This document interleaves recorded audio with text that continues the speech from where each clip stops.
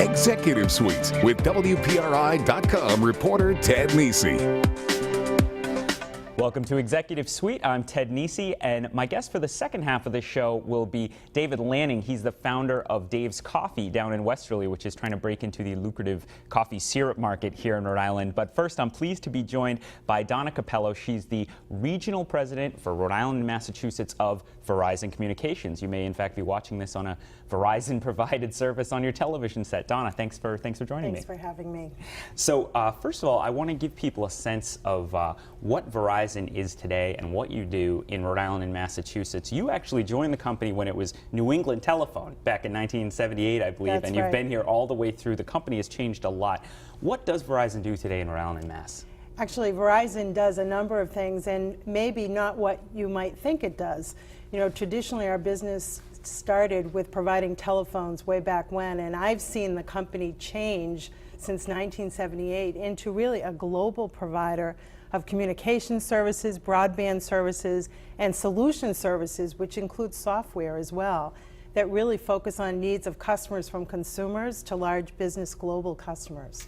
Tell me a little more about how it's changed over those years. I mean, I would think New England Telephone, that's actually before the bells were broken up when you first got That's there, correct. right? So that was when I think you had to get the telephone from the company, and it has changed so much in this industry.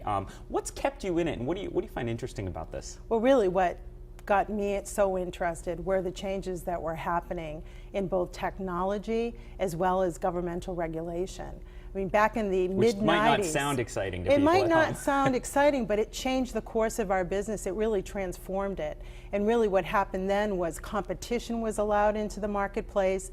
We were allowed to get into businesses that we had never really thought about before, and others were allowed to get into our business. And now we find ourselves in a business where we're really part of the tech sector, in which we provide not just networks in both the wireless and wireline environments, but again, software solutions, hardware solutions, and really overall solutions to consumers and to large businesses and small businesses. Now, when you say hardware and software, to me, I think of a Verizon cable box and the software running on it for if you have Fios or something like that. What are you thinking of when you're talking about the hardware and software side of Verizon? Well, for example, in addition to what you just described, which would be a traditional home service, video, internet, and voice, we're also offering home monitoring services.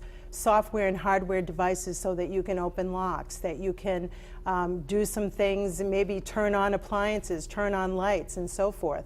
We're also getting into the space of the healthcare connections. Really? You know, Rhode Island's very focused today on establishing itself under the Obama healthcare program. What can we do to provide new techniques for healthcare? We're very much in the home. And so we see solutions, and we're working with companies through our Innovation Center in New England in trying to mesh this network continuity to devices like blood pressure monitors, ways in which people can stay in the home but maybe be served in a different way. So when I talk about that, we're talking about healthcare solutions, we're talking about educational solutions using robotics, robots, which no one would necessarily think of us top of mind in that space, but that we are working very closely with companies in that area. We're finding remote learning is important to many, many students, either through the disability needs that they have, or in essence, maybe not so much in Rhode Island because we're relatively small, but in other parts of the country where remote learning is essential to the future. And so in the other area that we just announced yesterday is our delving into the energy space. We're making a $100 million investment in energy solutions focused on solar and fuel cells, starting with ourselves. Now, will that put you in competition with National Grid, or do you see it as something alongside the kind of classic service people get in Rhode Island from Grid? I think it will be in collaboration with. What we've been doing is looking at the whole notion of smart meters as well. You get into this new hardware that is being adopted in many parts of the country to help when there are storms in other areas to identify where there's breakage. That's more of in concert with instead of. It's a collaborative model. Now, going back to the New England telephone days, as you said, Verizon was historically a telephone landline company. And you hear so much talk today about people getting rid of landlines. I know I'm in my late 20s. A lot of my friends don't, even the ones with a house, haven't necessarily signed up for a landline. What are you seeing at Verizon as the trend there? And do you think there'll be a time when there are no landlines? How much more decline do you expect? What do you see happening there? Well, the federal government takes a really hard look every year at the adoption of different technologies. And what they found in Rhode Island, 31% of customers have adopted using wireless instead of a landline service for voice. However, in the space of internet, data, and video, it's really a mix. And the reason for that is there is a limited amount of spectrum that's available in the wireless space, both federally and locally. There's only so far you can go, although I will tell you with our investment in our 4th generation long-term evolution network for Verizon Wireless in 2013 in Rhode Island, you're going to see speeds and bandwidths in areas that you've never seen before. And that really complements in the home or in the business the ability of companies like ours that invest about $100 million a year in fiber optic cable, and our competitors as well do it.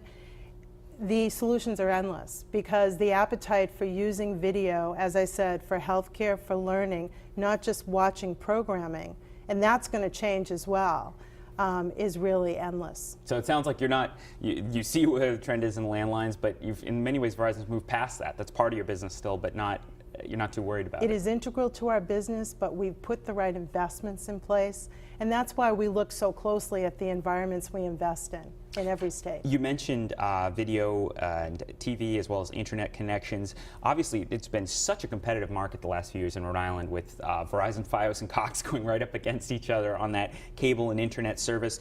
How happy has Verizon been with how Fios has turned out here, and what do you see happening going forward with that? We are very excited about the market in Rhode Island. I mean, we are not the predominant provider any longer of landline service. Cox is a formidable competitor. They're a good company. But what we've seen is customers want choices. What it's also helped do is bring the latest technology to a relatively small area and suppress pricing in ways that have been extremely attractive to consumers. If not for your bottom line at Verizon, but customers might like that. All right, we have to take a break. When we come back, we're going to talk more with Donna Capello about the future of Verizon and telecom. And after that, we'll have an update on the latest in the coffee syrup market. Stick with us on Executive Suite.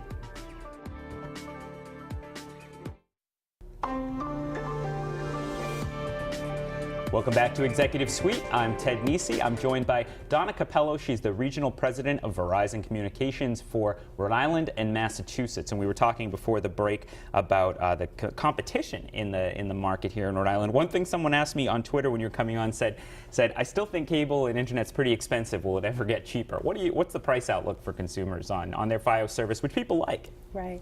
Well, I don't know what they're seeing, but I'm seeing prices continuing to decline. I mean, we are in a fight to the finish competitively, and what I see is if you are willing to take a bundle of services, you can get decreases in prices almost on every service. So just stay tuned, pay attention to those ads. Watch out for that. Especially internet-based ads. You get your best prices there, I think, for all companies. You got a tip right from the top there, viewers, on how to get the best price. What about, we were talking about cord cutting with landline telephones, and you said how important TV and internet is. What about this idea that, I read a lot of articles about it, but I can't tell if it's really happening. People cutting the cord on their TV and internet, maybe going to Apple TV and Netflix and Hulu for their programming. Is that a threat Verizon worries about, or is it just there's such a good entertainment and news, sports value on cable that people are going to stick with that? We think it's going to be a combination of things in the future, and actually we're preparing ourselves for that. One of the reasons why we've made such investment in fiber optic landline cable is because people's choices may be to subscribe to stations and channels and content in a way that isn't done today. And that is, similar to the 25-year-old group of guys who just graduated and want to watch Holy Cross baseball, Providence College basketball, URI football. They want to watch it on the internet, and so they need high-speed access. They may be able to do that mobilely through their phones and tablets and devices, and also at home. But there's a lot to be worked out from the federal level, and I think with the content providers, stations and others, as to how that will actually be priced and will it be of good value for the consumer. So there's so much to be determined still on Right. how that rolls out. Sometimes people wonder about the idea of an a la carte pricing structure for cable TV, where they would say, I want this channel, this channel, this channel, this channel, and I'll buy those from you, Verizon. But often I hear executives say, the way the market's structured, that just wouldn't work. What do you think of that idea? Today, the way the market is structured, it can't work. I mean, that is not the way content is sold from broadcasters and is not the way it's procured. And so there really has to be a giant change of the model in order to make that happen. But conversations are being held. I mean, at the federal level with the FCC, between broadcasters and providers. How much investment do you think will have to be made over the next decade in thinking about Rhode Island, Massachusetts, where you're focused, to keep I mean, I've been amazed to see how fast speeds have grown both at home and in the mobile sphere. To get people, but people want more and more and more. They're doing more video and more large files and everything else. Is it just going to keep ramping up and up for a company like Verizon to keep adding capacity? I think it will, and part of it will be us watching very closely what happens with the electronics that work off of these very advanced networks. And so I think we've spent about $1 billion in Rhode Island already over the past 5 years. And I think we've spent maybe $3 billion in Massachusetts, and again, the size is different of the two territories. That's just exemplary of just the landline business. And when you look at the fourth generation LTE networks for Verizon Wireless, it even expands further. Hundreds of millions of dollars yet to come. Do you think we're going to get to a point where the companies say, look, we have to have people paying for how much they use more, especially with home service, or do you think it's going to be able to stay unlimited for a longer period of time? Well, it really is going to depend, and it's going to depend upon the amount of services that the networks and these electronics can actually absorb. Right now, we're building for the future. We're not looking at what most people use today, which could be 15 megabits worth of bandwidth. We're looking at 100. We're looking at the gigabits, and the reason is because the veracity of this video evolution and revolution just keeps growing and growing. People might be streaming Executive Suite when they're watching this on a different connection. They could be. I want to pivot, Donna, to you served on the board of the Rhode Island Economic Development Corporation until 2011. We're not going to talk about the 38 Studios litigation because there's pending litigation today, so we'll put that to one side. But more generally, from your perspective and what you saw on the EDC board and as a business leader more generally, what do you think is holding back Rhode Island's economy? Still one of the highest unemployment rates in the nation. People look enviously at your other market, at Massachusetts. What do you see holding back this state? I think, my experience then and my experience now is that Rhode Island has all the ingredients to really do some wonderful things. But what it will involve is collaboration between the private sector, the public sector, meaning government, meaning educational institutions and the like. Because right now we have been ranked very poorly in all the stats that matter. And one of the areas is regulation, for example. And so part of the work that government is doing today is trying to look at what are the old regulations and trying to get rid of them. We have some in our own industry that we're promoting because we see that that sends positive signals for investment. You look at the wireless industry, it has been very lightly regulated at the federal level. There's no need for states to regulate at the state level, for example. But what we're doing as a company is staying at the table, working with the legislature on the recently announced moving the needle on the Senate side. You saw the House just announce a great economic development package last week. It's all in concert with groups we belong to, RIPEC, the Greater Providence Chamber, all the other chambers in the state.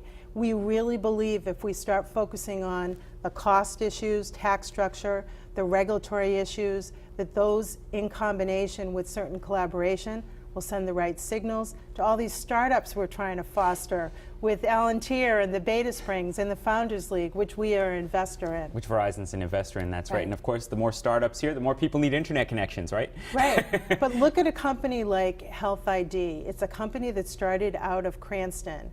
It started out using bands that were electronics to monitor diabetes.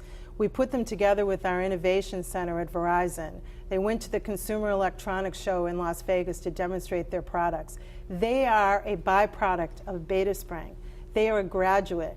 We have many more companies like that in Rhode Island. So collaboration between big companies that have a lot of resources and expertise and small companies in Rhode Island, that's a good combination. All right, we'll end on a hopeful note there. I want to thank Donna Capello for joining me. When we come back, the future of coffee syrup in Rhode Island with Dave's Coffee. Stick with us on Executive Suite.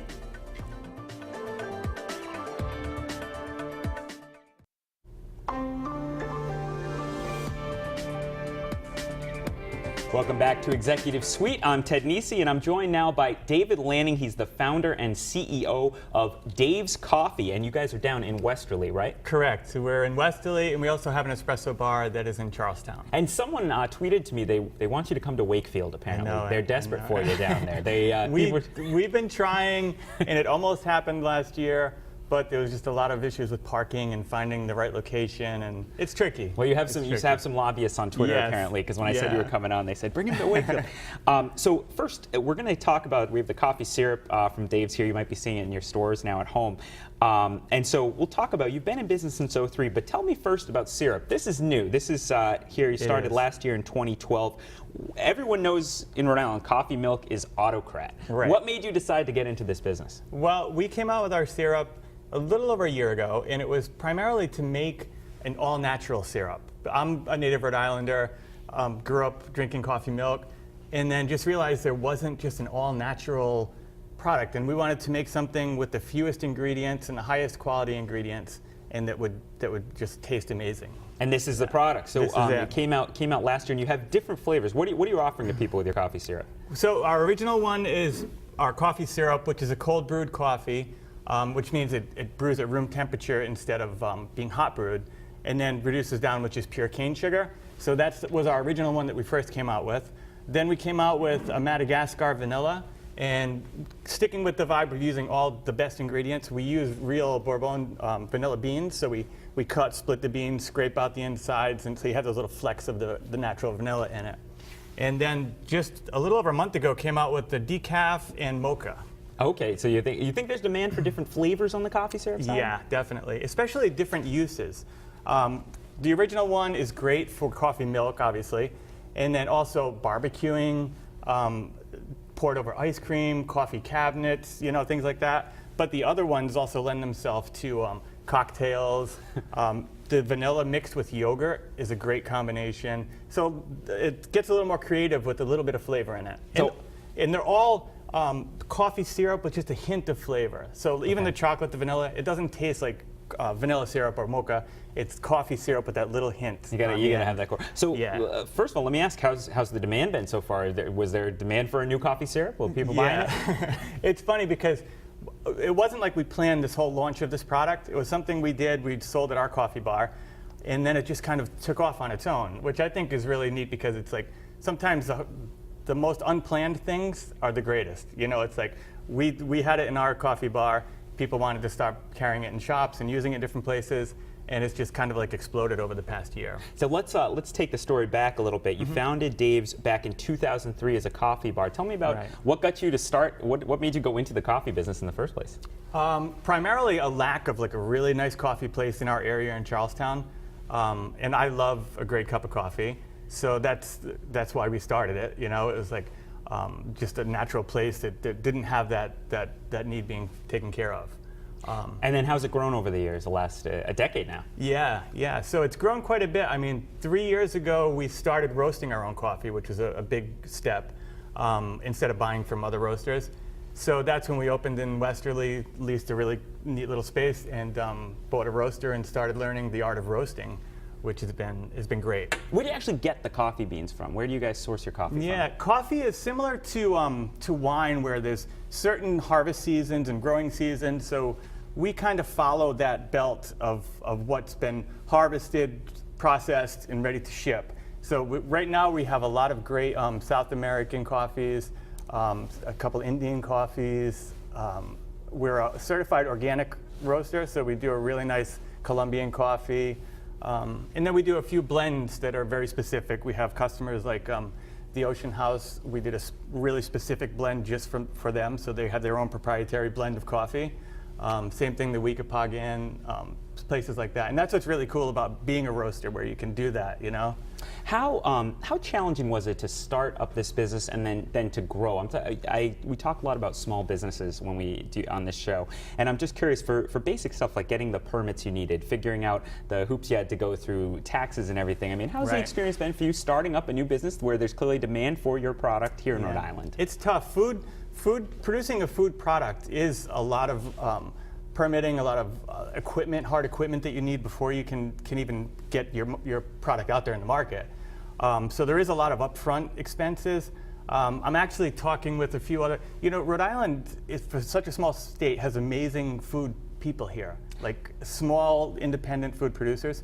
So we're trying to collaborate and make almost like a food incubator, where somebody that has a great idea can make a small batch of a product in an approved facility and test it, see if it's going to sell, if it's going to work. And that's kind of what we did here. Unfortunately, we didn't have that incubator, so we kind of just had to dive in head first. But so. A few months back, we had Daniele, the fine meat maker up in Burrillville on, and they were saying very similar things. There's a lot of interesting people doing food on a small scale in Rhode Island with different types. Do you have any advice for anyone who has an idea for a food product they want to bring out? What you wish you'd known when you went into business? Well, I think just staying true to what you want to do. There's always that danger when you start. For us, it was doing small batches, and then as demand grows, you obviously have to produce more, but just staying true and not getting away from that. For us, it was always, and it still is, natural ingredients and doing small batches. Our roaster is a 12-kilo roaster, which does 27 pounds at a time. Wow. And I'm not going to buy a 300-pound roaster, because then you lose that quality, that hands-on, that control over it. So little things like that, and just that's what sells your dream also when you're out there. It's if you know you have a great product and you're staying true to what you believe, it's easy to go out there. Any big plans for the coming year at Dave's? Any plans upcoming? Yeah, we're actually moving our roasting facility, and we're going into a little bit bigger of a space, which is exciting. Still down there in Westerly? It's in Narragansett. In Narragansett, yeah, okay. We'll still have our roastery in Westerly and our espresso bar in Charlestown, and then another facility in Narragansett. How soon is that going to happen? End of this summer. So it's a sign it's going pretty well for you there. It is. So big question, where can people find Dave's syrup if they want to try it? Well, they can obviously find it at our coffee bar. They can find it at Whole Foods markets. We're in the North Atlantic region in Whole Foods, so I think 18 out of the 23 stores we're in. A lot of the better, kind of gourmet upscale markets, because Belmont's Market carries us. A lot of the smaller stock culinary, Eastside Marketplace has you in Eastside Providence, Marketplace, yeah. Nice. Well, I wish you luck on this. We're going to have some coffee milk here on the set sometime soon. I'm getting a hankering now. I want to thank David Lanning for joining me. And on the first half, we had Donna Capello from Verizon Communications. If you missed any of the show or any other episode of Executive Suite, you can catch them all on our website, WPRI.com. And I'll see you next week and every week here on Executive Suite.